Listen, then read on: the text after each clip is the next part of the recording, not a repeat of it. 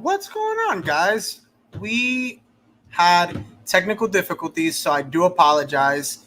We had to come off. Yeah, sorry about that, guys. We will be getting everybody shortly. Just give it a few. Yeah, give it a few. We're gonna be starting in just a few moments, so just bear with it, and we will start. How's everybody doing so far, though? Is everybody back? That's crazy. All right, all right, all right, all right. We were doing so good, too. Sorry about that, guys. Sorry. But we are back live. We are back live. We are live. We are live. We are live. We are live. We are live. We are live. We're still alive, so I just put it up live. Guess who's Dude, back? Zach, how gnarly is that? Dude, What? All right, dude. wait till you see Big my new stick, helmet, bro. Watch, hold on. Because I'm rebranding everything, man. I got new colors. Everything's changing, so I had to get a new helmet. I sent him this, Rob. What is that? A Star It's, Killer. Oh, I love that. cosplay. I want to get Star Killer, but I'm like, I know Zach, you have it, so I'm like, I don't want to. I'm gonna get Arkin though. Damn, Oh, you're getting that? So, that's sick. You know we're live, but- right? yeah. Yeah, I know. I didn't know if you knew. So where the red is at, it's gonna be purple, like my purple. Ooh, And then where the black lines and like the horns are at, that's gonna be like my teal color with a red visor. nice. Hell yeah. For whoever's in the stream, we're back. Sorry about that, guys. We showed something, I guess, that we weren't supposed to show, and yeah, God darn it. I thought it was literally okay to do that. I'm like, wow. And of course, it's the video of Adam Driver. I know, of course, the one. I know. Worth it. And we had people too. Totally Man. worth We were bumping. We were at like 15. I was surprised. Damn. Oh, we didn't get Sam back. Oh, there we go. We got Kevin. What's going on? Hi, Kevin. I just, So I brought the Rex out just for you, Blake. Aww. Look at that. Which one is that? The 2018 New York City Comic Con Rex. Oh, nice. I only have the fall convention one. Well, yeah. All right. Yeah, that's what this is. The stick. It's the shared Oh, one. yeah. It's not the. We're I back know on. there's the other sticker or whatever, but yeah, that one's more expensive, so I went with this one. So for whoever's on Yeah. Instagram Live right now, we are back on. We just had some problems. Gin and tonic, can't stay. What's going on, bro? Have a great weekend, dude. Dude, Yo. Kevin, I just ordered, which one is it? Dupree showed me it the other day. This one. Do you have this one? Is that? The one that lights up? Yeah, that is. Yeah, I have that one somewhere. Dude, I didn't know that Somewhere in about the that one wall. at all. If you guys could actually repost it again on your story that we're back live, because I know a lot of people are like, what happened? Oh, what happened to oh, did I? Uh-oh. No, I sent it to him. Watch, you didn't send it to him. No, I'm waiting for Sam. We're waiting for Sam. Ah. he hopped on the live on Instagram, but not this one. We're back on, bro. We're back on. We're back on YouTube. So yeah, we're back on YouTube, guys. But yeah, anyway, back to what we were talking about. I just finished my my new animated logo for Gin and Tonic today as well. So Oh, nice, dude. Ooh. That's awesome. That's awesome. Yeah, we're back on 'Cause live. I've been getting messages from like everybody at this point. That's what it is, bro. That's what it is. That's great. I'm happy, dude, that you've caught heat because you deserve it, man. You're a really good guy. So Yeah, we appreciate you, bro, for doing that. I mean, that's I enjoy doing them. dude, that's what As it's long as about. nobody gives me like ideas, I'm fine. It's like, just let me do what I want, and we're good. Just let me do it, and it'll be great. If you say you want this and you want that, I've already switched off. All right, so That's why I work for myself, because I can't work for anybody else. Because if anybody goes, Jim, you need to do this, I'm like, no, I don't. That's so funny. respect. All right, we're back. So I definitely want to ask now that you did come. By the way, what's going on objectively? How are you? Dude, I'm all right. I see. Are you You good? Everything's good? Yeah, man. All right, dude. I'm happy. So what'd you think? So what'd you think of the Bad Batch, bro? I want to ask you, what'd you think of it? I know you got some points. By the way, this man is funny, bro. You call him Space Time? Because I'm just gonna disappoint. Go for it, man. I mean, I've been disappointed my whole life, bro. It's all good. Yeah. I saw what they were doing. Personally, I was not really impressed. All right, that's it. Thank you for coming later, bro. No, I'm kidding. I had to do it to you. I did it to Zach. I had to do I it. know, I saw it coming a mile away. No, like I said, a lot of my praises for this show. We're all too good looking. That's why. I'm sorry. She asked why the stream disappeared. We were just too good looking and they couldn't handle it, so they just canceled it. So natural. yeah, exactly. So, but continue. Anyway, a lot of my praises for this show end at the superficial level. I think animation has come a very long way. I think everything looks very smooth and clean. Unlike earlier Clone Wars stuff, where stuff appeared to be pretty jerky at times, this almost looks lifelike. Yeah. And really, that's about as far as my praises go for this show. Narratively speaking, we're looking at a disaster. Wow. I'm glad he said it, to be honest. I know. Yeah, same.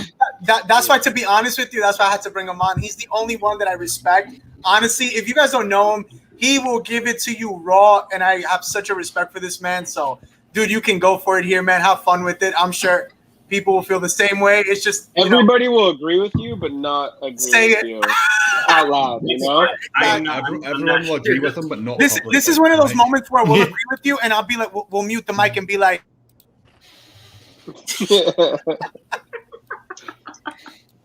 If I'm being honest with you, I don't like it. Doing that kind of take. I don't like the show so far. I gotta be honest. Can I be honest? I don't either. I'm just gonna come out and say it. I don't freaking like this show, dude. I just don't like the fact that if we're all gonna be honest. Yeah, we all should be honest. I don't like the show. I'm not enjoying it. I'm just kind of like bored. I'm gonna say they keep dropping in these crumbs. I'm gonna tell you what the show is. And they're like, no. I'm gonna tell you what the show is. Does anybody here know what I'm about to reference? I said it the other day. I don't know. All right, I'm gonna tell you. This show is 2020. You know why? This is what COVID-19 looks like. I'm gonna tell you why. Wrecker has COVID. The rest of them don't. They need Rex or somebody who has the cure to cure this man, and that's literally what it is. That's what this show is. They're on the run to find the cure for Rex, so that way he doesn't get worse with COVID-19. But then I'll be honest. I felt the same way when they were in Clone Wars as well. But in my head, I was like, maybe it's because I was waiting for Ahsoka, Anakin, Obi-Wan. I wanted that, and I was just like, you're drawing this out. Give me the characters that I want. So I wasn't enamored with the Bad Batch because I'm like, yeah, all right, yeah, more clones. Okay, fine, whatever. I'm sorry. I guarantee you. I guarantee. No, it's not. My heart's not broken, and here's the reason why. When I found out that Bad Batch is going to be 16 episodes, I was just like, this sounds like a recipe for disaster. Yeah. Mainly because every single show that we've seen coming out from Disney Plus, the ones that at least has done so freaking well, has not gone past 7 or 8. And it's just because it gives the audience so much like introductions, and then they decide afterwards, do we continue more? So that's what happened with The Mandalorian. When The Mandalorian first came out, Jon Favreau was like, I'm going to release 6-7 episodes, and we'll see how this gets. We'll see the reaction from everyone, and everyone loved it. Everyone's like, this is amazing. And they're just like, okay, more episodes on its way. But for the Bad Batch as an animated series, mind you, it's number one, any single show you've seen animation wise, the first season is always going to be roughly 13 episodes, 13 or 14ish episodes, not even 13 episodes it'll be. So when I saw 16, I'm like, okay, someone's story is about to get dragged out. And that's what we're seeing. I'm like, Like Jim was saying, all the crumbs are slowly being placed, and I'm like, no, man, I'm hungry. Let's go. Yeah, right. This is the thing, though. This is the thing. Give me all right? the cookie. This is the Give thing. me it all. If it was half-hour episodes, it would be quicker, and we'd only have 12 of them, right? Here's the thing. I guarantee you, maybe not objectively, he might be the only one that's not in this group here, but I guarantee you, everyone, come episode 16, is going to be like, what the fuck did I just watch? Yep. Right? I get that feeling from it, and I'll tell you why. They're burning it slowly. And generally, in my opinion, when they burn something slowly, it's for a fucking reason. What are we about to get in the next 10 episodes? But that's what I'm saying. It needs to pick up, though. It like that's It my does. thing. It does. It does. I need Crosshair back. The thing is that we only have 10 episodes left. So we need to figure out what the next step is. And that's what I'm hoping, to be honest. That's why I mentioned Quinlan Voss, Crimson Dawn. The minute they put something in there, that makes sense. The minute that something happens, and we're not at the moment, it feels like it's episode by episode, and we don't have a arc. Wait, what? Who did something? No, it's not. It's Zach DM. Sorry. Don't tell everybody, bro. That was private. Jeez. Oh, damn. Can I? Let me say. I'm gonna intrude myself. Okay, so, I was hoping for more, and I had to bust these out because I spent way too much money on these. So I was expecting more of like this. I was thinking more that the Bad Batch was going to be like covert, like yes, my dude, yes, I got it too. Covert, like super crazy, like missions, and like so far it's just been like. It almost reminds me of like Pokemon. You know what I mean? Like there's always like it starts, there's a problem, and then it ends. Like you know what I mean? Like, dude, why you hating my Pokemon? No, I love like, Pokemon. He's That's what I'm coming for your saying. Pokemon, bro. No, but like it definitely feels like that. It definitely feels like because it feels like every episode is almost like a little like I don't know if any of you guys like play D&D, but it feels like a D&D side quest in every episode. Like they sprinkle something in like the first 10 seconds, like give you the recap. Then the very end of the episode is just like a teaser for the next plot point that they're gonna put off for a little bit. And like I do think the character work has been interesting. Like the characters themselves have been interesting, but from a plot perspective, like just as I said before, the reason I didn't watch episode 5 last week is because I figured nothing worthwhile happened and I could probably put it off. So like just watching it today, it was like I mean like it doesn't feel like I'm watching episode 6 out of 16. It just feels like I'm watching whatever episode of the show it is. Like if that makes sense, it feels more. Honest, I think this episode actually picked up finally. To be honest, like, this was the one that it was like it answered our questions. What? It answered the question with what we've been talking about record for weeks. Oh yeah, definitely. I just think now it's just putting in that perspective. Like okay, like now it's like all right, good soldiers follow orders. We hear that, and we hear obviously we know Order 66 comes in when there's a Jedi around. So now it's like you have to follow that. So as we did say, we would love to say Order 66 around Blake, bro. You're gonna activate him. He's gonna come after me, right, bro. Oh my God. I'm a fit, so I'm good. I'm good. Oh, wrong color. Damn it! I was about to say, bro. I'm like, wrong color. Are you playing Anakin Skywalker about to murder all these children? No, damn, dude. I think definitely that's what has to happen.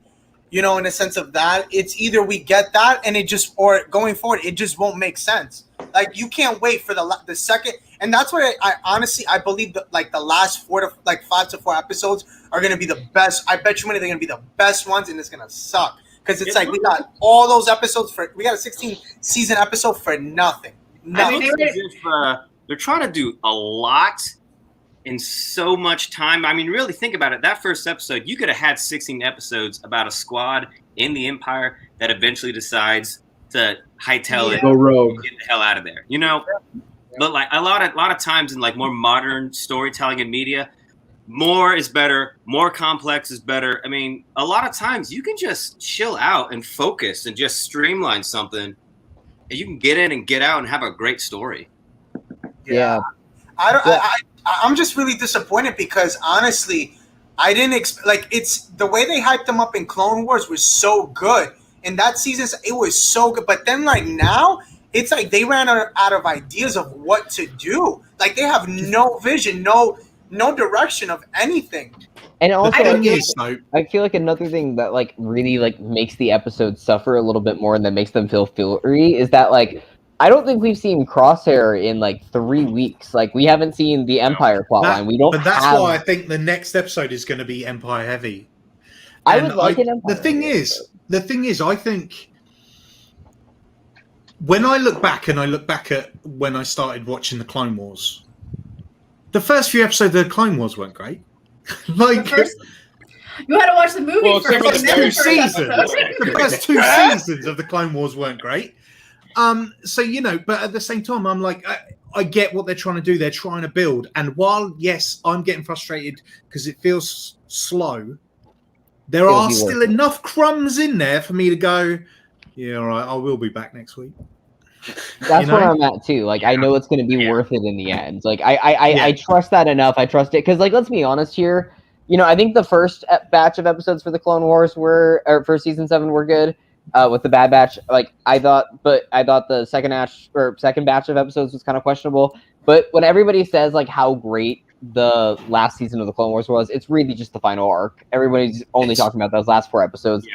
I can definitely see it being the case here. Like hopefully it's more like the last 10 episodes instead of the last 6 or 4. But like I definitely think once we see Crosshairs get back into this, like come back into the story, or like once we see the Empire side again, is where we're gonna start seeing more story heavy stuff. Like I could definitely also see them trying to do like episodes like a lot of heavy story in like episodes 7, 8, 9, 10 because it's the mid season. Then have a little bit more filler, and then have like the final 2 be because I know Rebels used to kind of do that. So like I could definitely see them structuring that the same way. I just need to like come up. I just need to figure out like what is going to be destroying me because when I saw the I forgot who put it on Twitter or if it was on Instagram, but they said that the composer doing the final episode for Bad Batch was crying him like he was in tears doing it because it's so emotional. And I'm like, I'm not ready for that. I'm like, what are you going to do to me, bro? You already shadowed me last year, Dave Filoni, on May the 4th. Like I could see them definitely maybe doing a swap of like someone dying to save Crosshair to bring him back, or maybe possibly Crosshair dying to save them. Crosshair, dude. I'm telling you, I bet you them. If someone dies for Crosshair, I'm gonna be pissed. I think it's gonna be Wrecker. I think that's gonna be, or it could be Hunter. I was just gonna say I didn't want to be the one to say it, but I think it's gonna be Wrecker because he's so loved and he's like that kid. He brings that kid flavor. Or it could also be Hunter because he's such a father figure for Omega. So that's another one. It's gonna be Wrecker. I feel like Hunter's the closest thing we have to a main character. Though I feel like it's risky because then you don't have a lead going into season unless they made it Omega. But that's the thing; they can set it up for that way. If they, they're gonna probably milk this Bad Batch thing and go farther with it. It could be one of those things where they milk it and she ends up becoming that lead of the Bad Batch going forward, and it becomes her story now because. But then you could have her and Boba Fett interact. Because he's still young. I just think that would be in like season 3 or 4 if they killed off Hunter. I feel like that would be later down the line. I'll be honest. I think they're gonna set her up for a long run in the sense of I think we'll get her in the Book of Boba because that would be dope to get that type of that they meet for the like if they don't meet now, it would be awesome to see them meet in the Book of Boba. Like imagine that setup. I think would be phenomenal. That would be cool. You can have her for years. Yeah. I agree. They made me like her more and more because I was kind of iffy on her the first few episodes, but like now I really like her. She's fun. I do we still believe that she's? I like the characters. I should take that back when I said I don't like the show. I like the characters. I just don't. It just seems very contained. Like they're on that planet now, and it's just like, oh, we're gonna keep doing these. Well, it's just basically, it's the same formula that's happening every single episode now. It's just like it's the same. Like you get like someone's in trouble, they go to a planet, they meet somebody new. Someone like a sprinkle. Not Paw. Bro, that's exactly what you just explained. It was Paw Patrol. Well, here's the thing. I've never seen Paw Patrol, so I don't. Paw Patrol. I love them some Paw Patrol. Basically, this is the Star Wars version of Hallmark. That what we're saying. It's like it's the same small town, and he finds love in a farm. Who knows? I just say that is my son's favorite program just now. Is Paw Patrol. Yeah, my son. Yeah, he loves. Yeah, my son loves it. He cannot get enough. I don't know. I just think really. I think with this they need to have some sort of. They need to incorporate. I feel like the next episode it has to be big. They need to incorporate something has. Yeah, it's just like these. You need to stop teasing things and give me something, damn it. I think that Wrecker is going to have that moment in the next episode. Who? Wrecker. He's going to have that moment. But that's the thing. It has to be a Jedi that he has to see. Maybe we'll get a Jedi in the next episode. But yeah, I mean, I'm sticking with my theory that Mace Windu's showing up. Nah, it's not. I was thinking that maybe at the start of the whole series, right? But now that we've seen this person in a hologram, I think personally that's Ahsoka. The whole thing's kicking off with the chip with Wrecker. The next episode, we're going to see this. We're going to see it kick off. Well, I mean, like I was saying before, and I think Jimmy even said it too. I mean, the giveaways are there. What is it? The droid A7. That was Ahsoka's.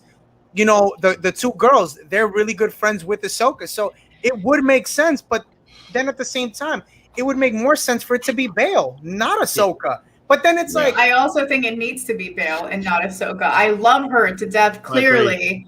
It's just like we've had Ahsoka for all 7 seasons of Clone Wars, except for season 6, she was not there. But she's getting her own TV show. Like this is, and it's the same thing we've seen even with the Skywalkers. They're being overdone. Like Ahsoka was overdone in the Clone Wars. But once again, I love her. But I felt like the Bad Batch isn't. I don't think she was overdone. I think it was just explaining. I think but what I'm saying is, like, in the Bad Batch, we should not be seeing Ahsoka because this is not about her. This is about everybody else that's dealing with the aftermath of the Empire. This is why her appearance in The Mandalorian was genius, because it was one episode. Yeah.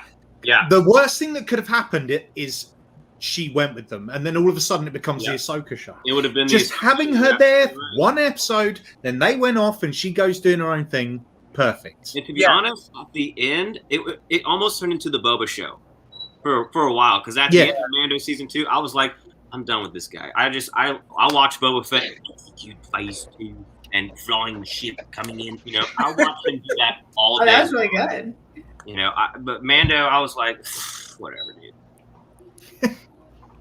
No, I think Ahsoka, if she does come, it has to be in hologram form. And number one, she's going to be under Fulcrum. She's not going to be under. It's not going to be her at all.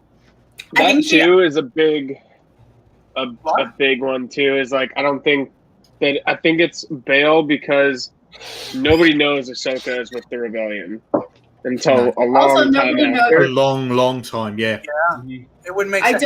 And I don't think that Ahsoka would even necessarily go straight from Clone Wars into the rebellion. To be honest with you, I think that she was just on the run. It depends if you still class the book as canon. Yeah, she doesn't come back because in the book she doesn't. She goes full. I mean, she literally doesn't. She go to the Unknown Regions or Outer Rim? Yeah, she goes into the Unknown Regions. So that's how she gets her white sabers and everything, right? Yeah, that's how she creates them. But then at the end of the book, she goes back to Bail and and becomes Fulcrum. So in reality, it would be too soon for her to even come into this yet.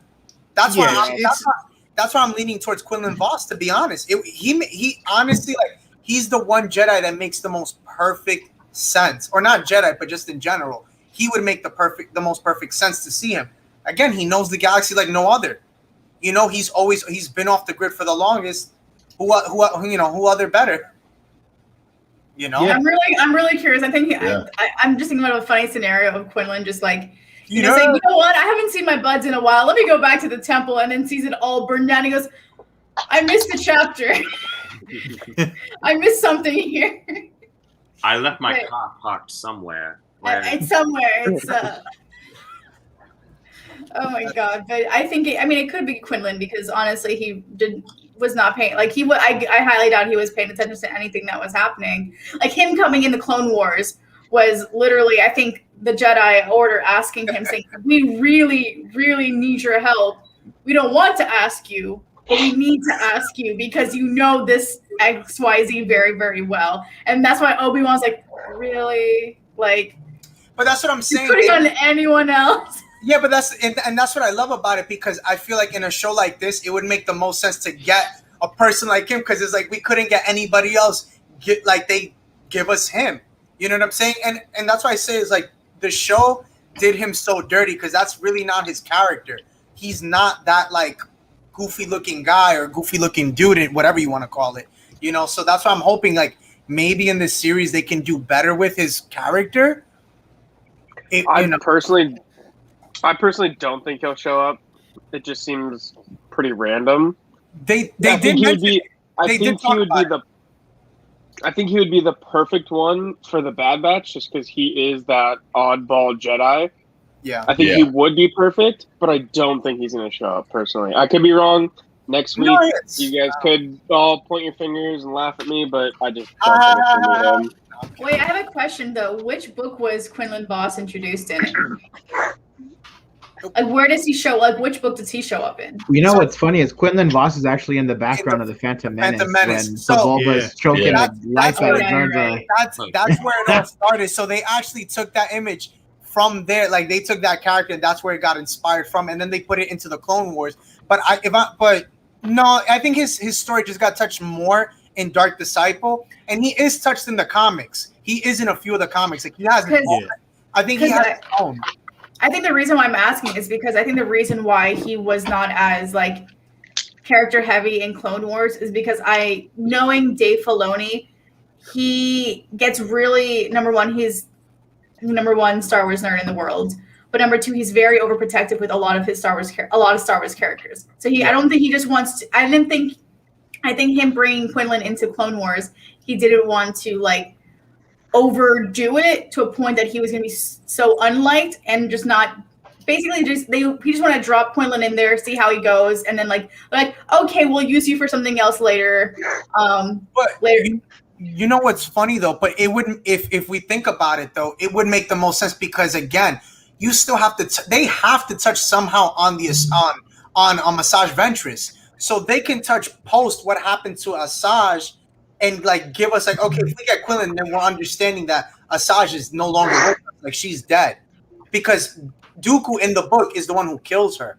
So in reality, if you some Sith lightning, So in reality, if you bring him into spoiler alert, my bad, my bad, but it would make the most sense. Also, too, like I said, you have to get Maul in this Crimson Dawn. Like, what happens to like they're on Ormentel? It's just it makes sense. It adds up. You know what I'm saying? That's where it really started. I do want to see some Crimson Dawn. I'm calling Crimson Dawn, Bail Organa, Quinlan Vos. And if I get 2 out of 3... I just don't see why they wouldn't put... why they would have Maul so heavy in Clone Wars and Crimson Dawn, like, in the last season where he tells them to, like, go into hiding and all that and not bring him back. But that's what I think that would be cool to expand on it. That's what I'm saying. It would make the most sense. If like they have to. It just if they don't honestly. Like what if Sid is working for Crimson Dawn? I don't trust. He's somebody. Did you see the way she shot? The way she shot that bow today, I was like, I could see her. I could see her working for Crimson Dawn. And that's how they bring in Maul. If she lands it, she lands that so I can be right. That quick moment at the end of episode 5 where she basically was going up to Hunter saying, "I know where you sleep at night." I really liked that, and that was like the first time in a while I went, "Ooh, I can resonate with these characters now," because that's a very relatable moment to go. Mm-hmm. I got what I want at what cost. Now I'm kind of in bed with this person. Yeah. Yeah. So no, I don't get it. Yeah, I don't know. Something about I mean, it's like she keeps and she wants them to stay. And that was one of the other things is like, I got that from the two sisters. It's like, we know where the rogue Jedi are. I mean, not Jedi, rogue, we know where they are in the sense of the Bad Batch. So it's like, could this be a good thing? Could this be a bad thing? Because again, too, like we know they have a bounty out for them and money is money. Listen, those credits, like there's something. They got to be worth something.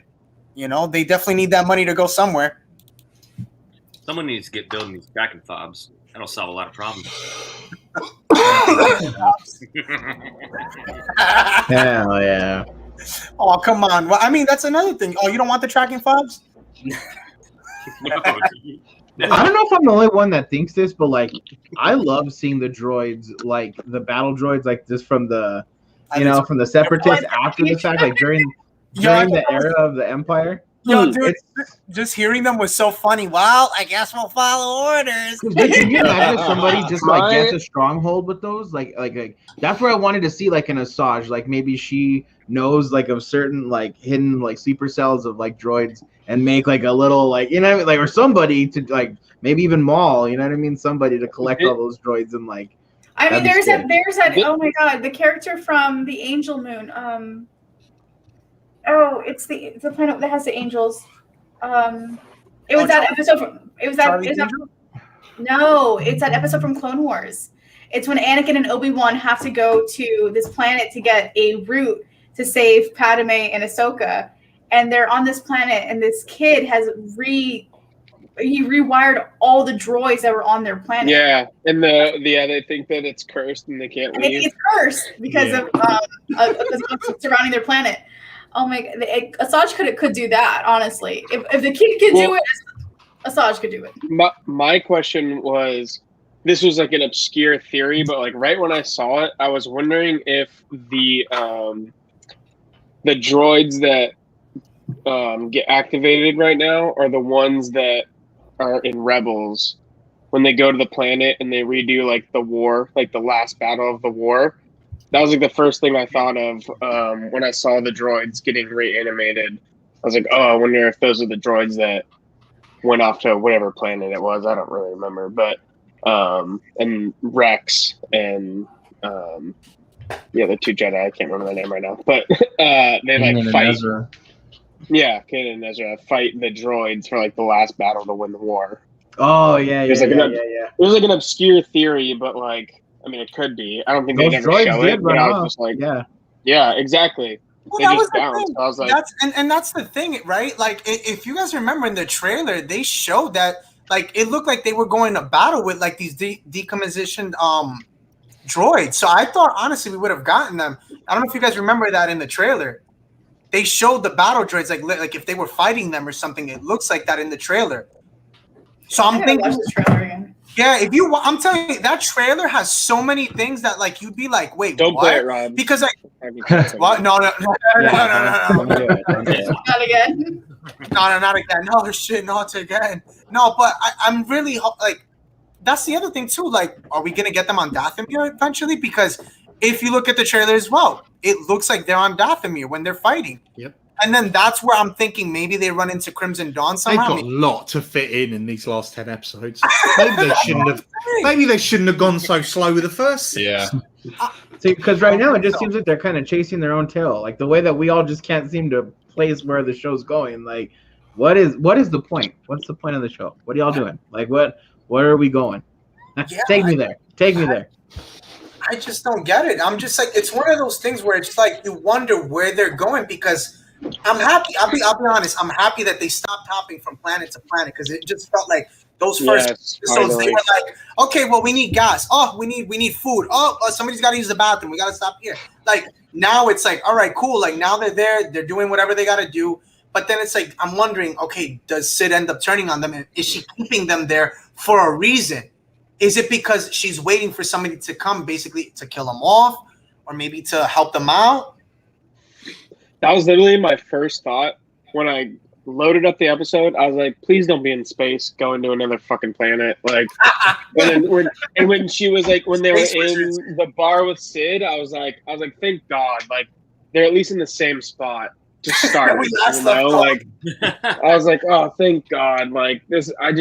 It's hey, can I copy your homework? Yeah, but change some answers type thing from The Mandalorian, And I'm just like, I'm over it.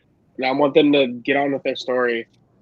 I think it's going to become very apparent in the next episode or two. You talk, baby. You're so sexy when you talk.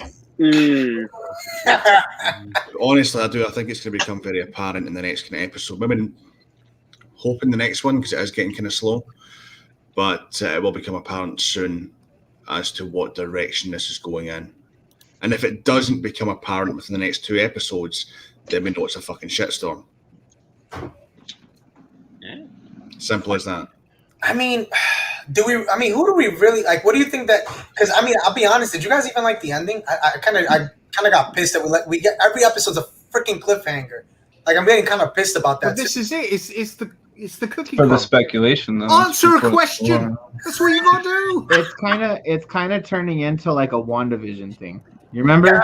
Like each week, like there were so, and I love that show. I love WandaVision. I love me some Wanda. I love the show. But every week it was like, oh my god, did you see the mailman? Dude, that's Mephisto. And you're like, dude, and then like it starts being like, oh shit, dude, the mailman is something. And then the final episode comes, you're like, oh, he was a mailman. Like it was nothing. Like, oh my god, that dog, the mailman. Oh, it was just a real dog. That was it. It was just a dog, Sparky. And I killed Sparky too. That bitch, dude. Oh my gosh, she killed Sparky.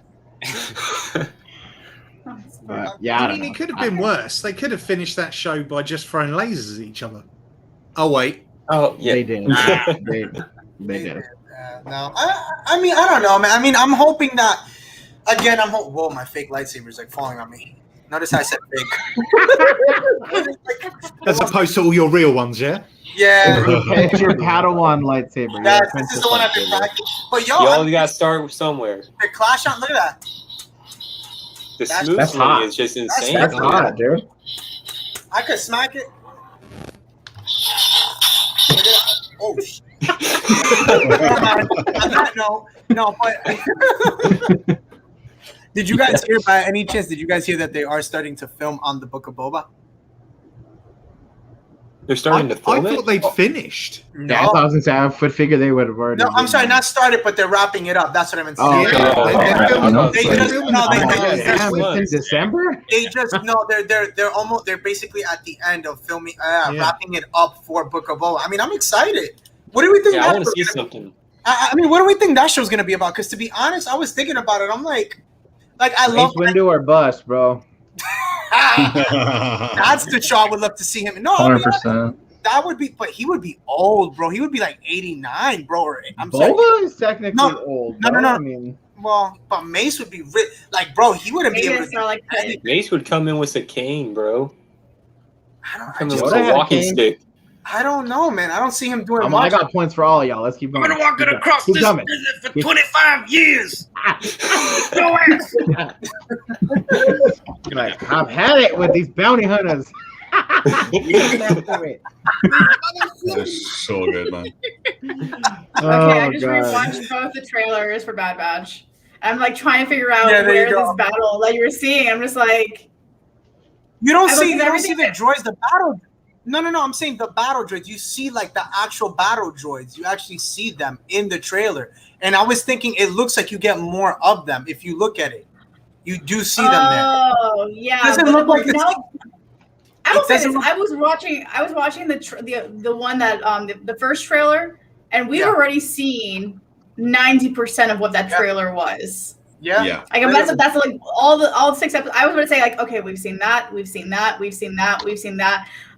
have not seen that yet. Like I haven't seen the big Star Destroyer on the planet yet. Like I haven't seen that scene yet. So that would be on Corellia.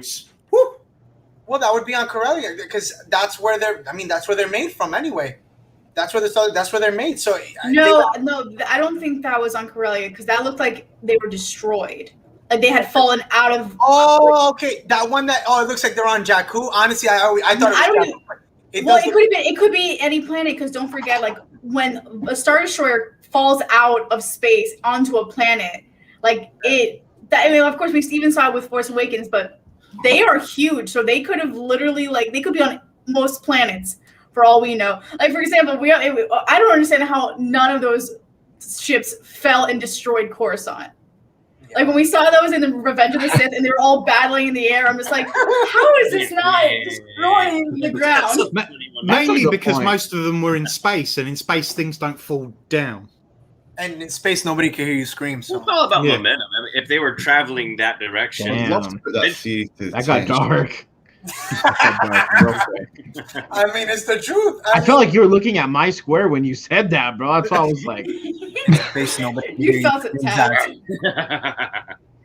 I gotta go, guys. I have a wedding to get to. I'm out. No, you haven't.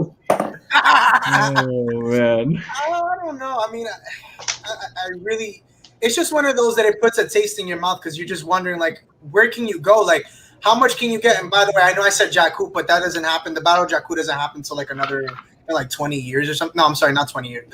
Oh yeah, 20 years. That. Yeah, something like that happens. Closer to 30. Yeah, 20 to 25 years. So it does look like it though, but I know it's not. So I don't know. Maybe Tatooine. No, I don't think it'd be Tatooine. No, it's like it's a warmer It's a planet, new planet. but I don't. Yeah, but it's a new planet that we probably have not seen before, and it's definitely like it had to be like aftermath of a battle from the Clone Wars because I mean as a kid I thought when I was watching the movies I'm like, oh, it's really cool. All the Empire ships were the Clone Wars ships, and then all the Separatist ships ended up becoming the Rebel Alliance ships. It's funny they weren't too lazy to do that, but they were lazy to change the clones and all that. I don't understand that. They should have just left it at. They should have just honestly kept the clones because, to be honest, I always love seeing the comparison of clones to like the Empire, though. I got to be honest with you. They can't shoot their shot for shit. I'm sorry, it's the truth. Absolutely not. Like in Rebels, that was some of my favorite stuff when they had like the old broken down walker going against like the big ass AT-AT. I was all, get it, blow that shit up, kill him. I just love the clones way more, and I mean, this is someone who heavily supports the Empire. You know, support the Empire, but I love the clones. It makes the most sense. They did the most damage. I mean, stormtroopers really couldn't do shit if you think about it. I feel the only real way you can make this transition is if there are some sort of unforeseen side effects to this chip being activated, like to the point where they break down. And so that they can no longer function properly. They become obsolete. Or the DNA runs out. It did seem like they were kind of laying the groundwork for that. They all end up like that's something. Who was the one, Rob? Was it you on Tuesday that was saying that it like resets their brain, or did I hear that somewhere else? What is it? It seems like it does, though. No, the inhibitor chip like, kind of like overtakes their entire. But like it was, I don't remember where I heard it, but it was someone said that it like reset their brain to day one, and then they eventually get their like humanity back, type thing. Yeah. Instead of, I can't remember who said it, but yeah, it was more of like a reset than a hardwire. This is how you do it. I feel like it was like a reset, and then they have to like they slowly get their like names back and like all that kind of stuff. I mean, but if that's the case, like if there was a reset on them, wouldn't they have acted like that from the beginning? That's what I was about to mention. Like, wouldn't they have acted like? Wouldn't they hated the Jedi from the get go and like? Because they're bred as following orders. Mm-hmm. Like to the T. So they didn't, if you think about it, when they were first bred and put into the Clone Wars, they had no idea like what the Jedi were. Like if you really think about it, they had no clue. So like Yoda shows up with spaceships, they're like, let's go. Yeah, exactly. They're told what to do. Geonosis. Follow orders, and they get reset, and their orders are Jedi treason, kill. They follow those orders to a T. I just rewatched the 7th season, and I don't know. Maybe you guys understood it better than I did. Check your Instagram. The whole like how Rex is able to like hold back for a second enough to tell Ahsoka. Yes, mate. What? Other than plot armor, that's what we call guidance. Well, I did like I rewatched. Rex is the best clone there is. That kind of doesn't make sense. It kind of doesn't make sense. I feel like, I mean, this is where, I mean, it can get mushy when I say this, but like, I feel like Rex had such a relationship with Ahsoka that like he generally loved Ahsoka like his own daughter. So I think when Order 66 happened and he was looking at Ahsoka, like some part of him, like some part of his brain was just like, no, like this is a mistake, no. But he was like still struggling with the gun, and he was just like, and then yeah. I think because with the other clones, it was such an easy thing. Like Ahsoka didn't have a relationship with. I mean, I think she had more relationship with Rex than she did Cody. Yeah, because Rex was Cody and Obi-Wan were like, Cody and Obi-Wan. That's what I was gonna say. I mean, you see that from the day one. And he didn't hesitate. He was just like, "Yo, blast him, take him out." like, delete his work email now because he is not. He's no longer with the company. He's no longer with the company. No longer Back employed. to the different portrayals, like in episode 3 or Revenge of the Sith. As far as we understood, the clones were basically, they might as well be droids. They're this bio organism that will follow orders to a T. And if there is an Order 66 on the books, when it comes, they'll just follow it. It doesn't really. They have no personality. Yeah. They don't have names. When it comes to that, no, they didn't. Yeah. When the Clone Wars came out, that's when they gave everyone. That's the thing too. Is like, I think that's why they had to have some sort of inhibitor chip, because the clones in Revenge of the Sith, they don't care. They're going to shoot whatever they're supposed to shoot at.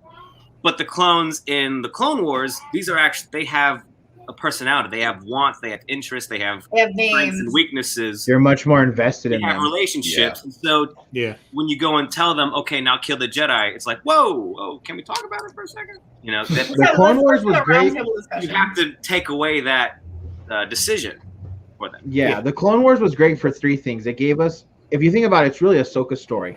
Like, that's really what Clone Wars was about. It was the introduction of her. It was her story fleshed out. It was Anakin. It was do you know what I mean? Because I never, as much as I love prequels, I am prequels till the day I die fan. Mm-hmm. But I did not like Anakin. I never understood why people loved Anakin. Clone Wars, I love Anakin. I love Anakin so much, dude. I think the Clone Wars, going back to what you said, Zach, I think the Clone Wars was just to give a deep analysis on these characters, in a sense of really explaining their story. Because again, you know, you don't get much. You just get the generic of, okay, he's a kid, you know, he's in love with Padme. Okay, he turns. Got it. Now we understand, though, that we get to see those side missions. Like, one of the best episodes, not best, but one of the episodes that I really love from the Clone Wars was the father, daughter, and the son. Mortis I love that episode. The fact that that was an interesting episode for sure. The only problem. See, I don't mind that analogy, but the only problem that I do have with Rebels and Clone Wars is they do too much jumping around with what was the beginning. You have the Wills, you have the fathers, and then you have the Bendu. You got to stick to one, and then as good as Dave Filoni is, it's also not so good because you need to stick with one story, because which one was it? Because we were told for so long the wills of the Force is what started everything, which was the balance, the Force and everything. Then you have the father, daughter, and the son. Then you find out about the Bendu has been around for. So which one is it? And that's the part that I kind of. I kind of liked the father, daughter, and son, just because coming from someone who grew up in Christian faith, the Jedi, all that. That is very much a one for one case from that to that. So because the Jedi, that it is a religion, they just get to carry weapons. So I mean, in reality, it really is a religion. It's just good and it's really good and evil. You know what I'm saying? No, I agree. But dude, I rewatched Attack of the Clones yesterday. I don't know. So I have hold on one second. I love Attack of the Clones. They give it such shit. Well, I was looking at the saber, right? I think it's the worst film out of all of them. I love that freaking saber. And I'm kind of creepy. I'm kind of like a bug. I'm like a bug, dude. Because this one has the crystal. It's a show off, man. I love this. Hold on one second. I'm sorry. Beautiful, man. It's real bougie. Yes. This is the long version. So I was looking at this hill, and I was just like, you know what? I want to rewatch Attack of the Clones, and so I did. And so, I still hated it. And you wish you hadn't. The CGI is it did not. I would say the CGI in the Phantom Menace holds up more than that one.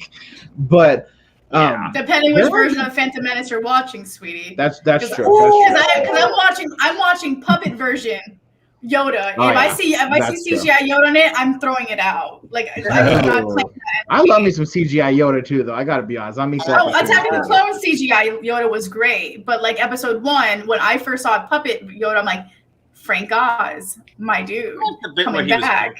screaming, that was fun.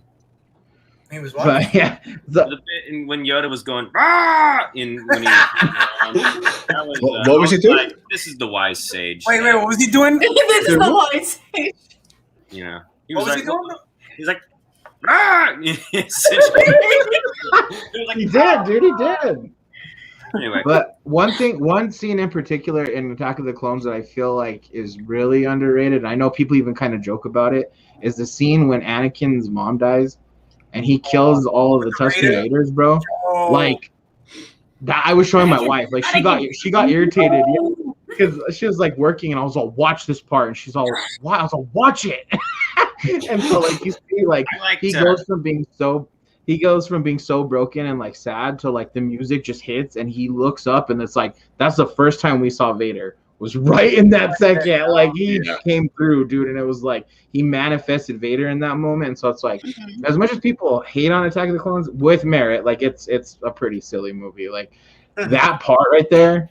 Oh, come on. You don't love the scene with Padme and him in the fields when they're like rolling down. That's my favorite scene, when he was man. surfing the space cow. That was a good one. The thing that I struggled the most with in that movie is Obi-Wan's death. You did mention that scene. I did like, you see Anakin, he's very sad and he's killing Tusken Raiders and children and the little dog thing, which was also like, that's too far. And then he's yelling about he's got like a scotch tape roll in his hand and he's throwing it against the wall and he's like, I killed them, and Padme's like, we all make mistakes. Yeah. Like justifying, like you just murdered people. I told my wife because she walks in. We just botched that whole. She walks in right after Anakin brings his dead mom in, and she goes, "Anakin, what's wrong?" Well, shut up, Padme. What happened? No, but you guys are basically Did you right. have a bad weekend? Did Obi-Wan piss you off? But it's why I love Clone Wars, because he finally gave, I just feel like, more oomph to the characters that we saw in the prequels. Like Padme, I loved her in Clone Wars. I'm like, there was a whole arc that and it was not even an arc. It was an episode where Padme was going to give a speech, and Ahsoka was having nightmares of saying you're gonna have an assassin. It was Aura Singh, but like I love seeing that. She goes, I don't care, I'll go. If I get shot, I get shot. I'm like, where was this girl? I was so like, where was her upset when she got shafted in episode 3. She was not a character in that movie. No, she was not. She might have literally been the most important character to Anakin in the entire prequel trilogy, and she was literally, I'm going to say this right now as the only woman here, she was playing the woman. She was literally there to be pregnant, have her kids, and die. Literally, that was it. You laid it down. So I think I said this the last time we were all chatting. I'm not a fan of the prequels. As films, not a fan. Clone Wars show. No, he's not. He's muted. Do not suppress him. Get him out. All right, we got him out. I sent the Empire news at Let the man speak. Continue. No, like prequels, they're not my movies, right? They're not my movies, and that's totally cool. Like, right. Cool. But at the same time, there's every saga, every trilogy speaks to somebody. That's it. Yeah, but they have so many elements in it that are so important to the story that I can forgive them for a lot of things. Mm-hmm. But the Clone Wars series I love it. I absolutely love it. And it does two things. One, it makes the movies better. Two, it also makes the movies worse. It does. Yes. Thank you for pointing that out. Oh my gosh. Can you feel like a TV show is doing better than the movies? Yeah. But you're like, okay, so they expand on all these characters so well, and they give them all this heart and the reasons and the whys, and it's so good. And then the movies are just like, I killed them. Oh, that's all right. I love you more now. I agree because Anakin in Revenge of the Sith, it's not happening. It's not gonna happen. Like if you think about without Clone Wars, Dooku as a character, he has like 12 minutes of airtime in both movies. It's garbage, honestly. But also same thing with Grievous. Same thing with Grievous. yeah. Grievous was like absolutely nothing. Joke. I mean, I love him in the Clone Wars. Grievous, honestly, they did so good, and I love the team up with him and Dooku. Like the whole awesome, phenomenal job what they did with that. They did such a good like. Oh man, I love when Mother Talzin like literally freaking puts that spell on him, and he's like, "Cut her, please, I'm dying." And you see his face like boiling up and shit. Oh man, that's so funny. That was hype. That was hype. I mean, it was cool to see that, like literally, and it was cool to see Grievous come and just like literally like slaughter like all of them, dude. Like so badass, like literally, and that was what I loved about Grievous. Like honestly, he's a that was one of those fights I couldn't pick a side. I was just like, I love all of you guys. I don't want anybody to win. I know. I will say this: Clone Wars also expanded on the characters that I kind of wanted more from. Because although I say I love the original trilogy, when I saw, obviously when you see Jabba, you're like, how the hell does this guy become the way he is in Tatooine? But then you see his family, the Hutts, actually, and you see their story being explained in Clone Wars. I'm like, okay, so now there's a family of them. Yeah, his brother. Their mom, oh my god! Oh, Hero Nero. Yeah, well, I don't even know if anybody could do it here. Oh my god, his brother is hilarious though. Rob. Cheap. Yeah, there you go. Very much that. No, but I was happy like characters like that got expanded. I'm just like, well, I did get annoyed on obviously it was the Clone Wars movie when they were fixating on Jabba's son. I was just like, when did this guy come up? Like, where is he? Like, I didn't see him in, like, he was not relevant obviously in the original trilogy. Oh, that's true. Oh, who's sorry. Jabba's son. Like don't forget that the Clone Wars series was based off of the movie. The Clone Wars movie, and it was I think someone had kidnapped Jabba's son, and they were hiring the Jedi to get him. Was it Jabba's son, or was it just the Hutt? Because they called him Stinky, didn't they? Well, they called him Stinky, but Jabba said it was his son. It was Jabba's son. It was Jabba's son. So where's he go then? Joe Boo. That's what I'm saying. Like, where does this kid go? Who is this kid? In Hutt, when it comes to custody, you kind of get him for decades. You know, so sometimes Mrs. Hutt will get a little stinky for about. Oh, that's another thing. We see big beluga Mama Hutt, Nero's mom, and I'm just like, that's how big you guys. That was such a disturbing scene, dude. All those leeches things all over her. Low voice. I was just like suddenly like, oh my god. Oh, that was the episode of the boss. Let me ask you guys. It was, yeah. It was. So do you guys think if like as good as the Clone Wars was, right? Do you think if we got a series that leads into the sequels that gave us like a little bit more context that would help people kind of start to appreciate the sequels a little bit more? Like, let's say we got a series where we got. I'll tell you why. No, because I don't think so. You can't get up and try to drive a ship that's already been sunken. It's done. But you can drive half a ship. You can fly half a ship. You can even land half a ship. But the problem with but my point still stands. You have a sunken ship. It's done. You have to buy a new boat.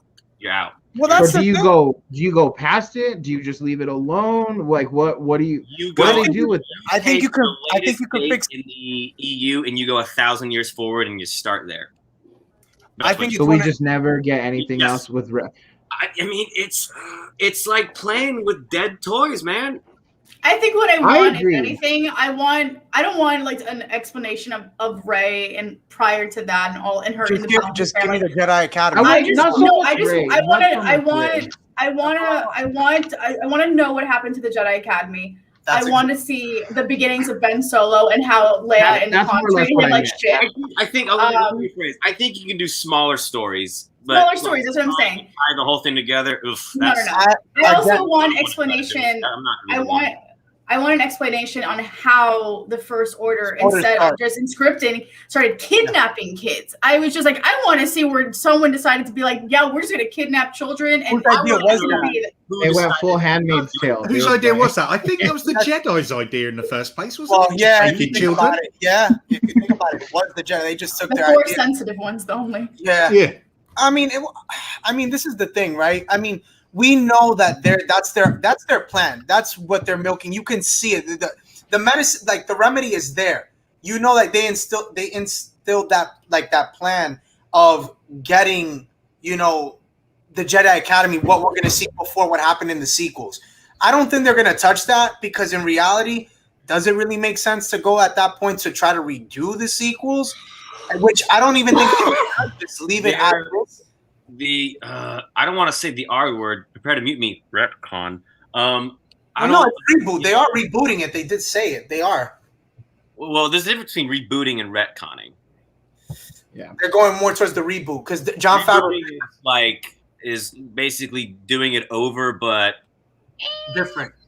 It's a different vision. Yeah. Well, you can reboot it in a sense of if you don't have to touch what we got, you can just reboot it in a sense of like start where the story started, in a sense of the Jedi Academy, and then go up to where it stopped of the sequels like Force Awakens, and that's your story, and then you're good right there, and you don't have to do any more. I'll tell you where the start is. The start is the 30 years between Episode 6 and Episode 7. Well, yeah, that would be Mando. You got to nail that time. That is that. Yeah, that's what I'm saying. If you do that, you have a story right there that you can basically kind of reboot or whatever the case it may be, and bring those characters and talk about them. And it somehow has to end with the Galactic Republic is pathetic and small, and Luke doesn't want to deal with his problems. And like I see, you have to, if you want to tie into the sequels, that's when you're going to go like, it's going to be a bummer. Yeah, and people may not like that either because it's going to show Luke Skywalker become arrogant. I say in a way like, who wants to write that story? Hey, Ryan Johnson does. He wants to come back. Right. All right. Gotta go, buddy. He's essentially me. He's essentially me. He started off good, a lot went down, and now he's angry at everything. I'm good. Go ahead, give your take on it. Go ahead. No, I mean, like the dude, he failed his sister, he failed his best friend, he failed his nephew, and he's like, well, he I'm out. He didn't want to do anything about it. That's where he failed. That was his failure. He failed before he got there, though, didn't he? He failed in that instant, you know. What do you mean the instant? Oh, like in a sense of when he looked like he was going to kill him. When he thought I should kill him. But that's the thing. I don't believe the premise that he would come to that decision. Like that's I cut off there. Like that's not a possibility. That yeah. How did he see through the darkness? Yeah, because Vader was premise. Vader was darkness incarnate, and he saw the good in him. You know, and he saw the good in him still. And this is where the confusion is, unfortunately. But you see, that's where Luke's story needs to be told. That's what I'm saying. How is it that he's gone from being able to see the goodness in essentially the worst person in the galaxy to the point of being so frightened of a little bit of darkness in his own nephew? Yeah. To, you know, I want to know that story. I know it's going to be an absolute drag, but please give it to me. Yeah, comic, animated, I don't mind. It doesn't need to be a movie or a show. Just something else. Yeah, I mean, I definitely agree with that. I think if they do that, the thing is that, see, this is where my thing is. It sucks because it's like a character like Vader. They we would never they can't do a standalone Vader. Because I think themselves, they're scared because they don't know which route to go.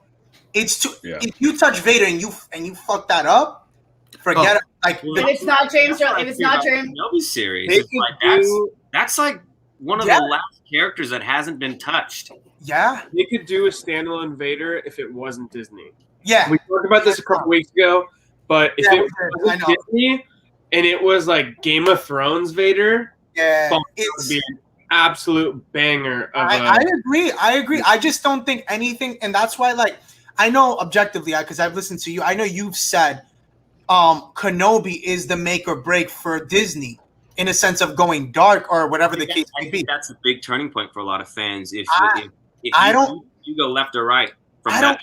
I don't think that show's gonna do anything. I'm gonna tell you why, because you know the story regardless. You know the story of Kenobi. You know the story of Vader anyway. You know what the outcome is to that anyway. They're both going to still survive that outcome, and you still have a story. But this is where I'm going to turn it around. It has more to do with the betrayal of Kenobi. Right, but still, you still understand the story in a sense of you know what you're getting as opposed to a show. And I'm talking about in a side of like dark, kind of like what Blake was saying, like why they can't touch a Vader and why I wouldn't really be disappointed on however Kenobi goes is because like a show like The Acolyte, right? That's a show that has to capitalize on the dark side. They can't if they fuck up The Acolyte, forget about it. Huh? That'll be 3. That'll be whoever that character is will be light side by episode 3. I can guarantee. I still don't They get get a Battlefront to it, yeah. Yeah, there you go. They're not going to got the balls to do that. I really want to know how they're going to do Kenobi if it's after Revenge of the Sith, because it's 10 years after. Yeah. I know. I'm just saying, like he's on fucking Tatooine for 20 years, like, or 18, whatever it is. However, they said he leaves. Yeah, they said that he leaves. They're changing it up. So, but I'm just saying, like, that just seems to me boring as fuck. Like, as much as I absolutely love Kenobi, but they're saying he's gonna be. Well, they're saying he's gonna be part of the Rebel Alliance a lot more than he was in the book and comic. So what you got in the comic? Retcon the whole entire. That's like an entire background from the OT that they're gonna have to redo. Yeah, exactly. That's what I'm saying. That's dangerous because the entire idea is that he's been out of it for that long, and that's why they finally go back to it. So this is the thing. That's why him returning is such a big moment because he's been gone. Yeah. So if his show needs to not connect to any of it, just like up until the end, but just like Mandalorian, it doesn't connect to those elements. Well, this is the problem with that. This is the problem that I see for that show. If they end up doing the fight of this, because that's what, if I'm not mistaken, Kathleen Kennedy, quote unquote. I know object to it, but this is it. The fight of the century, as they're calling it. AJ Abrams said that the fight of the century was. I know, but I don't believe anything they say. But this is the problem, though. If they really do touch on that, it ruins A New Hope. It completely ruins A New Hope. If they end up fighting, it ruins. And I don't want to see that. I'll be honest.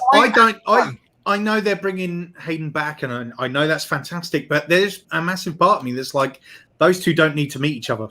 Yeah, that's the whole point. That is the whole point of A New Hope, and that final bit where they come together. The last time you would have seen him was when he cut into pieces. I'm getting chills thinking about it right now. But that moment where you see Vader approaching Obi-Wan, knowing the last time they met was when Anakin or Vader was burning to death. Like that adds it so much to that story. That sucks the air out of the room when you you feel that. Yeah. If you put meeting in between, it ruins those moments. Yeah, if they're trying to just give fan service to them fighting together, like there's no need for it. Like on Mustafar, that was my childhood, so that's where I connect the most. Like, that is the best fight in Star Wars, hands down, and I think that is. Empire Strikes Back. I like Empire Strikes Back. That's a great fight too. I like Maul Ahsoka. I'm gonna be honest. I'm gonna be objective. Like, over here. Objective is a terrible fight. Like, it really was. Like, for me, I like the action. But I gotta look this way to look at you. You know. Oh yeah. Yeah. But like, that is a badass fight, and if they try to, for whatever reason, fan service and bring them together, it's gonna ruin it, like 100%. It is. My thing is, I'm hoping that they go off of the comic. I don't know if you guys read the Vader issue where they end up fighting, because this is my take. This is gonna be. So this is where I'm gonna mention this. It doesn't make sense. This is why I'm saying it. You're getting Hayden Christensen. We realize anybody could play Vader. You don't need Hayden Christensen. Yeah. So I'm thinking that it's gonna be a flashback, or I'm sorry, a vision of them fighting like it was in the comic. You could say it like that, right? Yeah. So that can be the fight of the century, which I would. Oh yeah, absolutely. Because I would love to see. I would love to see the turnaround when Vader's in his chamber. thinking of how the fight could have went, seeing it from his perspective, right? How it could have gone, and him whooping freaking Kenobi's ass. That would be That would be amazing. I mean, that's probably why they're both training as hard as they are right now at the gym, because they're both like actively training, working hard for this show. And I'm like, what are you guys training for that's requiring so much athleticism? Yeah, because there's no way that you could have a fight like that with Vader in his suit. No, you can't. I mean, it wouldn't even make sense. And that's what I'm saying. Like, in reality, to get Hayden, you didn't really need to bring him back. You're bringing him because it makes the most sense to go off of that vision, in a sense of him fighting him again, redoing that Mustafar fight, and them going at it again. Now, you do that, I'm all in. Oh, we didn't have Hayden in Rogue One. That wasn't that. It was James Earl Jones' voice, but the actor wise wasn't Hayden. That's what I'm saying. You don't really need that. But I think so. You need James Earl Jones to voice it. Right, but I think the reason why you're getting Hayden is because I think that's the setup that they're trying to do, in a sense of bringing. Also, do you not think that if Vader and Obi-Wan met at some point in between those years, that Vader wouldn't have just spent all the rest of the time looking for him? That's a big one. Well, that's what I think, and that's another one. Let's be honest, Vader. I'm sorry, I think Vader will whoop his ass. Like this time around. Sense. Here's the thing: the second that Obi-Wan landed on the Death Star. Yeah. Oh, like Vader sense. He goes. He was like, he goes. I sense something I haven't feeling since. Clicks, and then he starts looking for him. So it's like even if Obi-Wan were like a ship away from Vader, he would sniff him out and be like, "I recognize. Like I know somebody here." Exactly. Luke and Vader do it. Yeah. Hey, Rob. So I just hope you think that. Sorry. So you said that you think that Vader would whoop Obi-Wan's ass? Is that what you said? I think after, it's time. Yeah, I think later on, like if they were to meet again, I don't think Obi-Wan would win. I'm being honest. I don't think he would. I'm going to say this. I mean, he doesn't win episode 4, so. This is how I feel, right? So I think that as strong as Vader was, he got severely handicapped when he got destroyed to the point where Palpatine lost interest in Vader as a apprentice. And I'll answer to. So I think Obi-Wan. I personally, I think Obi-Wan would have beaten him. If we're talking Obi-Wan Prime, not Old Man Obi. The thing is, even Old Man Obi-Wan beat Maul. He did. Right. He did. Right. But I'll say this though. At the same, that's a whole nother thing because we never really got to see Vader fight. We never got to see Vader fight Maul. So, but the Maul reason why I'm was saying old, by the time Rebels came, Maul was pretty old too. He was old and also only half. The reason why I give the reason why I say this is because if you read the comics, I know comics and movies and all is different, but man, I mean he's a lot stronger than he was in the comics. He kicks ass, like literally. He goes ham. He doesn't hold back. Not saying that he didn't hold back in Revenge of the Sith, but it's different. He has real hatred, like all the more now from what he did to him. And you got to think about Rebels too. What? In Rebels, when he fights Ahsoka was dead. Oh, and that's another thing that I talk about. Like people say, "Oh no, that was her." If it wasn't for Ezra, to be honest, she would have gotten her head decapitated. She was on the second time. She would have been dead a second time because she technically died on Mortis. Well, but I guess I'm saying in the sense of, I guess we mentioned that because in the sense of the world between worlds, that's where she really that's where the whole an alternate universes comes out of. But for sure. I definitely think there's a difference with Vader and Obi-Wan in that time, at least 10 years later. My opinion, though, from what I see in the comics and what I've read. So that's kind of where I go off of that. I think back to how many people Obi-Wan took down. That's the only reason I say. Obi-Wan you also got to think about how long. It depends on when the fight is. If it's like a year later, 5 years, 10 years, because you got to think he's just watching Luke. Before this Kenobi series, he's just been chilling. He's not training. He's pretty much left the Jedi. So I'll say this: he is training because he actually whenever he fights like with Jabba's like mercenaries or whatever, because he does fight people in the town. But the thing is, he doesn't use his saber; he uses his staff. So I think if anything, he's a lot. I would say he's more trained in that sense because he's going kind of like he's not using the force or anything. He's just using kind of like regular tactics in a sense of just regular fighting. Right. But I will say this to touch on you, Zach. I definitely agree with you. Obi-Wan is strong as hell because again, when he fought freaking Savage and freaking Maul, remember when he cut off his arm, right?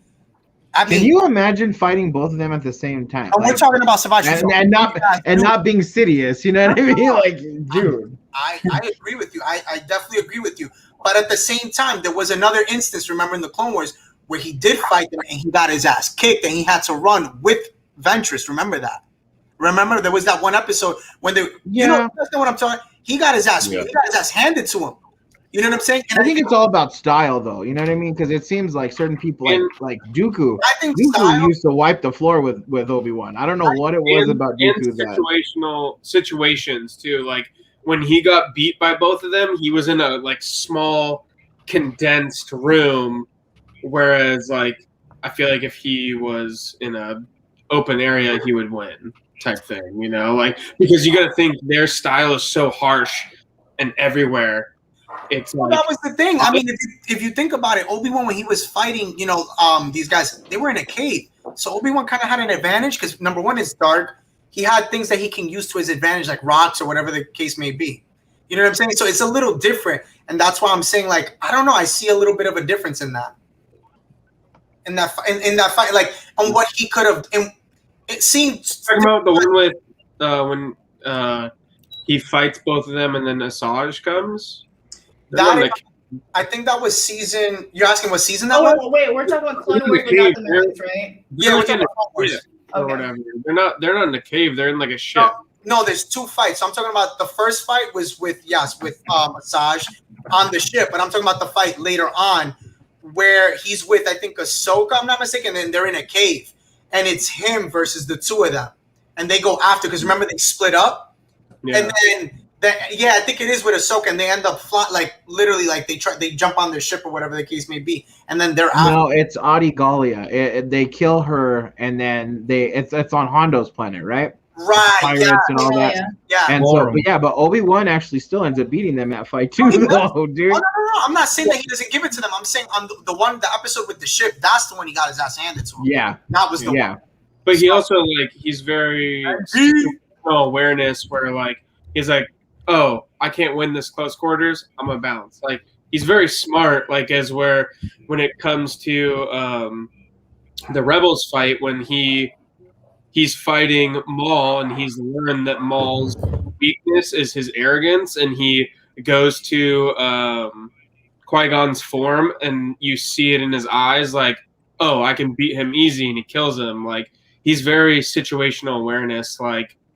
Fighter, you know, like he's very mental when it comes to his fighting style, and he knows when to bail, unlike Anakin, where he's like, I'm coming after you, and gets all his shit cut off. So he's a very smart fighter. No, I agree. I just think that seeing that I don't know, man. I think there's just different. I think with that whole situation with Maul, I think that was his destiny. I think it was just one of those things where it was just time for him to go. And I don't even think he was going to put up a fight. I think he felt the whole thing. But remember, he felt Luke. He knew that there was he was there for a reason. And I don't think at that point, I think Maul kind of already he gave up. You know what I'm saying? There was no fight to really put up at that point. I think that was, that fight. What? Such a good fight. Makes me want to cry right now. It's kind of crazy because it's one of my favorite episodes. That one. It is incredible. It is. You see Maul just obliterate, and it's kind of I reference this to Dragon Ball, right? Because they talk about power scaling, right? Because it's always and even with football, right? Okay, if the Ravens beat this team, but then we lose to this, Ravens but aren't going to beat anybody. Bruh, get out of here. So, but you know what I mean? That's how people try to think. Okay, if the Ravens beat the Raiders, but then the Chiefs beat the Raiders, but the Ravens lose to the Chiefs. You know what I mean? It's one of those things. It's all about how matchups happen. You know what I mean? Because Ahsoka, the first round, she obliterated the Inquisitors, right? Yeah. And Kanan seems like he's a very gifted lightsaber duelist, but then then Kanan ends up getting rocked by Maul. Like, it was kind of a cheap shot, obviously, too. But like, they struggled against those Inquisitors. So like, I think it really just depends matchup, and it also a huge thing. And this is cheesy and like an easy way out. It's what the Force is going to will in each fight is what happens. Yeah. You know what I mean? Because like, if you think about it, if Anakin, Revenge of the Sith Anakin, in my opinion, that is the most powerful when he is finally Vader as Anakin still. Yeah. That's him at his peak. Like, he is fully like at his most powerful. He just made a wrong decision, bro. That's it. I mean, but Obi-Wan beat him because, for one, they knew each other while it was a good matchup, whatever. But I would also say the Force willed it to happen as well. The Force was with Obi-Wan with that particular fight. Hey, Rob, you know what I mean? I'm gonna hop out, dude. All right, later, bro. All right, great to meet everybody. Later, bro. You too, bro. Later. So I don't know. I know that's kind of a cheesy way out to say like the Force wills it, but like I kind of do think that that's something that goes into every play of every like duel is truly what's going to balance the Force out. You know what I mean? Wrong decision. He slaughtered those kiddos. Roberto. That's my new. That's my name. It is the will of the Force. Young Skywalker. There's too many of them. Like, because if you think about it, with Obi-Wan, I don't like that bit. Die. I still don't like that bit. It bothers me so much. I'm just like, this is not good. None of this is good. When Obi-Wan dies in A New Hope, right? He could have kept fighting. I think it was just finally at that point where he realized he needed to die. Like it was the will of the Force in that moment that he die. You know, to help and Luke. He could do more dead anyway. Right, because he couldn't help Luke. You know, yeah, exactly. In that moment, he literally said it. Strike me down, and I'll be more powerful than you'll imagine, or something like that. Possibly imagine. Yeah, I mean, then it goes back. Then I mean, we could say that same thing when Luke says that to Kylo. So then it makes, I don't know. I'm just like, you know, it's just. What do you mean? Wait, no. What do you mean? What do you mean? Well, in a sense of, in The Last Jedi, he does tell Kylo, he goes, "Strike me down, and like I will haunt you like your father does." Yeah, like I'll, you know, something like that. I don't remember quote unquote, but it's kind of like the same thing. And then it's kind of, you know, then it kind of puts a twist, and I'm just like, yeah, but that's not how it should have happened. Like it just shouldn't. I mean, but then I could get into. I'm not going to get into. Well, I will say this: when it comes to The Last Jedi, with that scene specifically, I was happy that Luke said that, because what people tend to forget is that during The Last Jedi, after, like, people don't realize how much killing his father destroyed him. Like, even though he said, like, this was me killing, like, I'm all for Snoke, it destroyed Kylo to a point that he was. But even Snoke says it, doesn't it? It split him down the middle. It split him down the middle, and so like even Luke saying like, "Strike me down, I'm always gonna be with you," like your father is. Like, it's trying to show him saying like, the people you're trying to get rid of, your family is always going to be with you, whether you like it or not. And that's what, even so, when he, you know, turns, he has that moment again with his dad in Rise of Skywalker, that full circle moment. He says the exact same lines. He goes, like, you know, he's finally like accepting, like, my family's gonna be with me at all times. Like, I don't have to be this way. And then tosses the saber, and then I'm just like, now it's at the bottom. Fuck. That whole you bit could have still used that. Yeah, I would like to see them purify the red crystal and have like a white crossguard saber. I think that would be awesome. That would have been sick. Yeah, that would have. I think too, like that whole aspect, obviously, where Luke is coming at Kylo in The Last Jedi, the whole thing's a troll, right? Because if you remember, the way they were preferencing it in that movie is he can't be saved. Like, he's gone. And even Leia says it. I know my son. And you know, and it kind of sucks that it said like that, but it's that even at that moment, Leia's like, I know my son is gone. So Luke is truly trolling Kylo, if you think about it, because he looks exactly like he looked when he was his master, and he's holding the lightsaber that Kylo feels that he is entitled to have. You know what I mean? Like, he could have easily shown up with that green saber, but he's holding the Graflex to taunt Kylo, like, you know what I mean? Like, look at this, you know, this is another thing you don't have. You're not one of us Skywalkers. Like, you didn't live up to it. And so, like, that's where I feel like people, that's the aspect I feel people have an issue with Luke in that movie, is like, he turned very much into like a taunter. Dude, I think even Mark like said, like, Mark was not even okay with his own role. But at the same time, Mark straight up said, like, I respect the director's decision. If this is going to be what he writes for the character, I'm going to do what the guy wrote. He literally said it at Celebration. Literally, Mark Hamill literally said it. I mean, this wasn't the vision at all that he had, and it was more like Ryan Johnson was like, oh well, because Mark Hamill wanted to give the fans what they wanted, which was better service. But Mark, that's what I'm saying. But Mark had to actually come back and say, even though I didn't like what happened to Luke, as an actor, you have to respect what the director, you're given as a director. Like if Ryan wanted to go down this road, he had to take it that road. That's literally what it said in the script, and he's not gonna he's not gonna be a diva and say I need this to change, because that's not his vision. It's Ryan's vision. Mark is just a part of the story. But no, I mean the whole thing with Kylo Ren. I mean, and it kills me because I think I wanted more Ben Solo. The second I saw that, the second when I saw the talent of just shooting back like his dad, I'm like, well, I mean, let's be real. I mean, at the end of the day, who didn't? I mean, I did. I wanted more of the Knights of Ren too. Yeah, I mean, to get them in the last and literally rises. Do we even know their names? Basically, like unknown characters, like unseen characters. It's I got it. It's Visceral, Applek, Kuruk, Cardo, Fardo? No, Cardo. Oh, Cardo. Oh, I'm sorry. There's 6 of them. I'm missing 2. Vic, Affleck. I had never heard that before. I'm not gonna lie. I honestly was gonna say the 7 dwarf names because I don't even know them. I'm not gonna lie. The reason why I know this is because I read a lot of Kylo Ren fan fiction. So the Knights of Ren are very much in that fan fiction. Yeah. Well, they're in the series, the comics. No, they're in it. They are. They are. I mean, and they do such a good job telling that story, even with Snow. Upshar. Upshar is one of them too. Upshar? Yeah, Upshar. It's like, and there's one more that I'm missing, and I can't remember his name. No, Trudgeon. That's it. Yeah. Isabel, you ain't lying. Yeah. Snoke. When that happened with Snoke, I was just like, that was terrible. So why bring Phasma back if you're just going to throw it down a hole within 2 minutes? Yep. Such a good character. Wait, look at you giving into the sequels. Now you see, I know you had no. See, I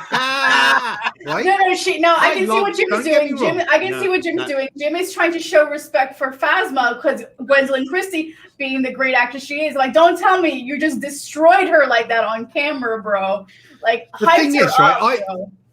No doubt, I love the sequels, right? I do.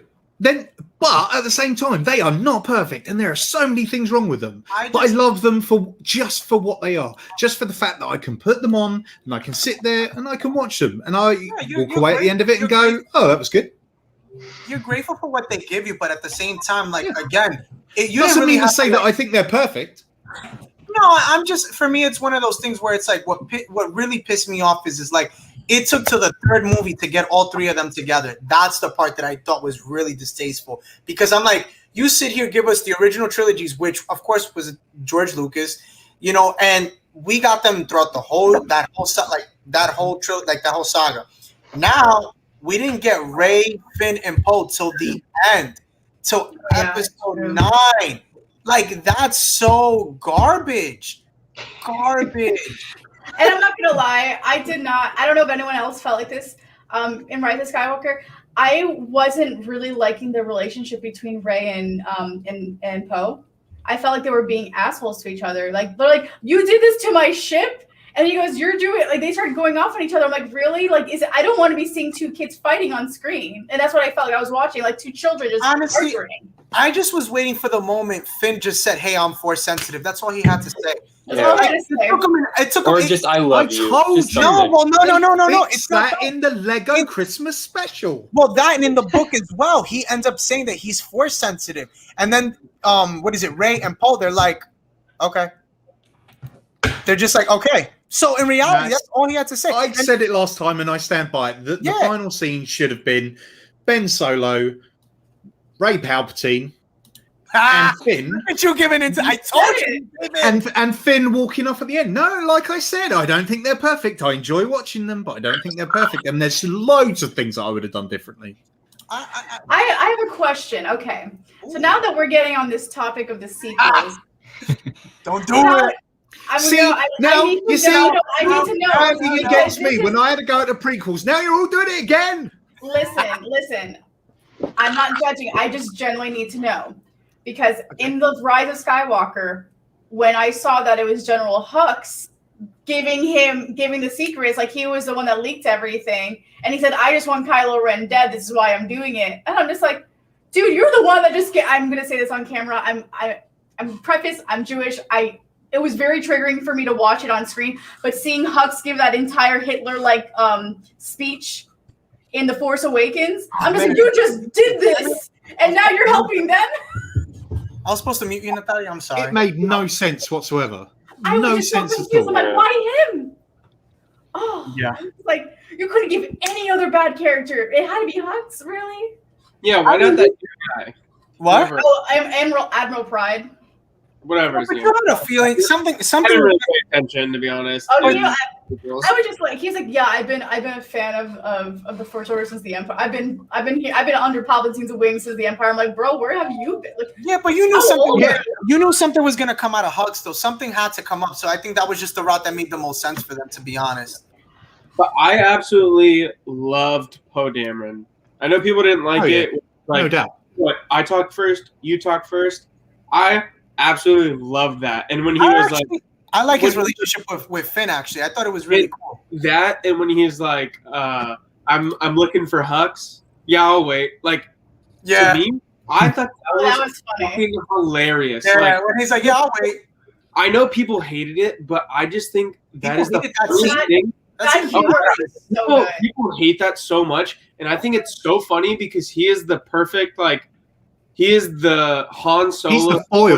2021. He's the foil to Hux. He just gets under his skin. He's a fucking troll. And I love it. Because that would be me if I was a pilot. I'd be like, yep, I'll wait. Like, just to fuck with people. Like, I think that is so funny, and I don't know why people hate it so much.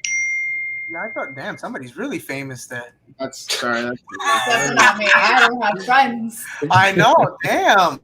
Can I be you, Blake? Everyone I know's here. That's right. That's it, literally. But that's right.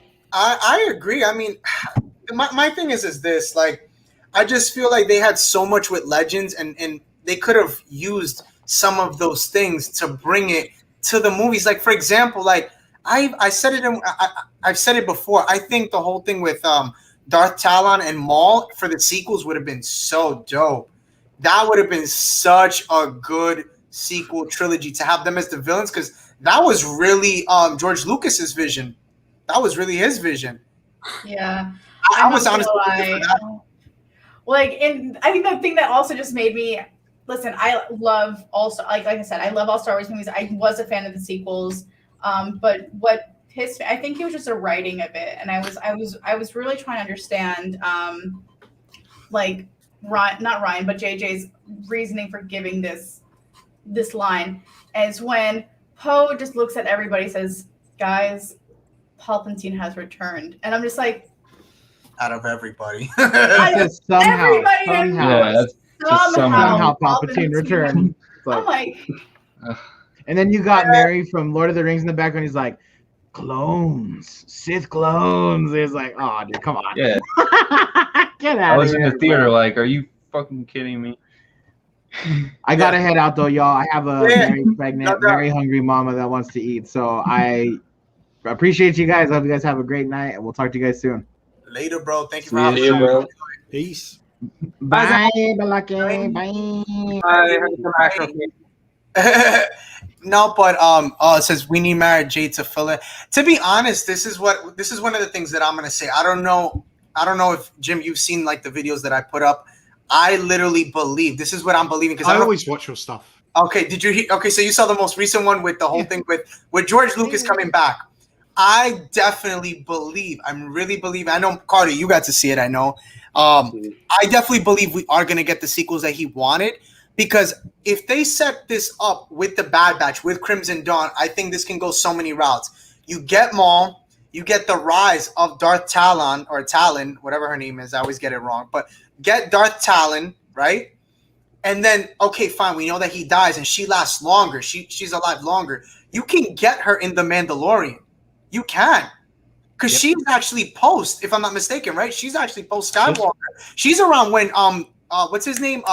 Kate Skywalker. That's like the last Skywalker, which is the son of I forgot. Like it's supposed to be like the son of like, let's say if Rey and Ben had a son, that would be like their kid after. So she would still be around, and she's because Crimson Dawn is still around till after, Rebels as well. So if she's still holding on to that and she's introduced, that would be a really cool twist to have, because we know that Filoni's working really close right now with Lucas, and I can see that being a thing. So how do you think they do it? Do you think they go world between worlds and just time travel it? I don't think. What do you mean? What do you mean time travel? Because like how else would you redo the sequels? You can't just redo them. So no. People will get cross. It's not getting redone. Remember, it's a big galaxy, right? So okay, Kylo Ren existed, but Darth Talon could have still existed. It's like a Saj Venture. So you're saying it's like an offshoot. So like the end of Return of the Jedi, and then that's over there. This is over here. This is taking part in this part of the galaxy while they're doing their own thing. Look at those legs, bro. I'm sorry, I just have to say, those are some sexy legs, bro. You get me every time, and I always want. Even on why can't you do this on Cosplay Tuesday? I wish I could do that. I would love to. You need to do this on Cosplay Tuesday. Yeah, Natalia's like, oh my god, like what is this? What is this guy doing? Look at those. What legs. are you men doing? Where is wifey? Wifey needs to be lotioning those legs up. No, but You're muted, Blake. Let me unmute him. I'll unmute him. Oh, I can't unmute him. Damn it, you suck. He's probably talking to wifey like, oh no, he's having fun. He's drinking space wizards. That's why he's having fun. That's what it is. I'm distracted now. I can't take my eyes off. Bro, right, legs, bro. You are a flex. Look at those legs. I want to see you in those white leggings, bro. I really do. All the more. I can't believe he's making the white leg. The second we said leggings, he's like, hold on. All over it. Let me get the legs up. No, but I mean, I think I definitely believe something's coming out of this with George Lucas. I have high hopes for it. I agree with you, and I think we're seeing it already, like with The Mandalorian, because he was developing a show about bounty hunters, like way before Disney bought Star Wars. So I think we're already seeing it. I'm telling you, dude, that there's no way that they set up Crimson Dawn with season 7 with Clone Wars, and you just get nothing after that. There's just no. It wouldn't make sense. Solo. Right, and that's another one I was just gonna mention. I mentioned. There's no way. They have to be setting up for it, and I hope they do. Yeah. And that's why I was hoping, to be honest. I know not a lot of people were fans of it, but I was really hoping to get Solo too, because I know we were gonna get more of Maul. And that's all I want is just more of Maul. And honestly, I want to see his apprentice. I would love to see her come out, because I definitely believe we can see her in The Mandalorian, dude. And I definitely believe that.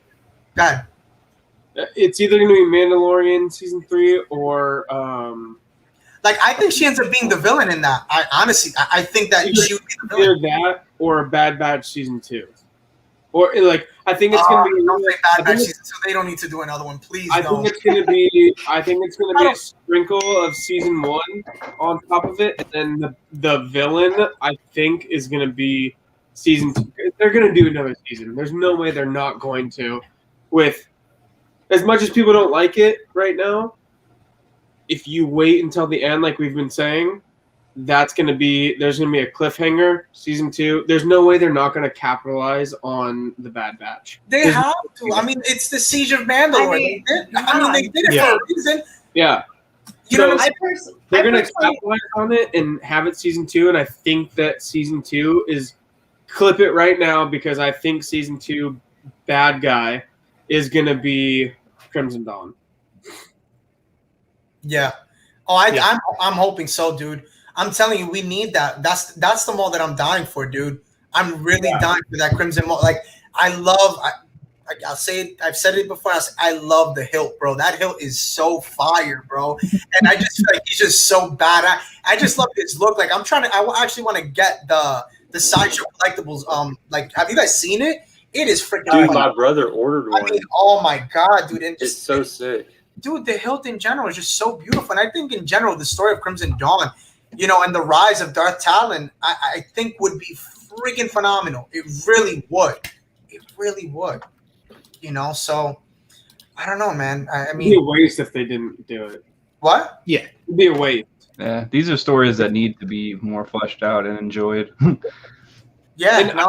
The only reason I think that it's going to be either season 2 of Bad Batch or Mandalorian season 3 is only because the emphasis they put on it in Solo and season 7. I know I said that earlier, but season 7 and the Solo, they put so much emphasis on it. There's no way they can't expand on it, And it would be a good story for them to expand on it. That it would just be a waste. Yeah, I and that's the part that I feel like unfortunately, I think I might get disappointed, in a sense of I don't really know if they're really going to touch on Crimson Dawn. I mean, as much as they're hinting it, like I said, especially with Ord Mantell, I mean, that is the foundation of it. So, I mean, it has to be. But guys, I'm going to cut it. We're going to actually end it because I know a lot of you guys got to hop off. I know right now, yeah, we'll end it. I know it's late. It's already 11 here. I know it's 4 a.m. by you. The sun's coming up. How's that? I know, dude. I know. Dude, thank you guys for hopping on so much. I really want to thank everybody watching this stream. The stream was so awesome. We had so much fun, I have to say. Like, this was a really fun one. A lot of laughs. Yeah. Laughs, bro. Definitely tune into the next one. Please, everybody here, follow Clone to Snug, Simply Natalia, The Fandalorian, Blue Mamba, and Jim Fulcrum and The Force. Please follow, like, and subscribe. Yep. Oh, yeah, and the Eternal Sith. So sub to the channel if you haven't. I really do appreciate you guys. Thank you again. Guys, stay safe and be good. Later. Bye. Bye.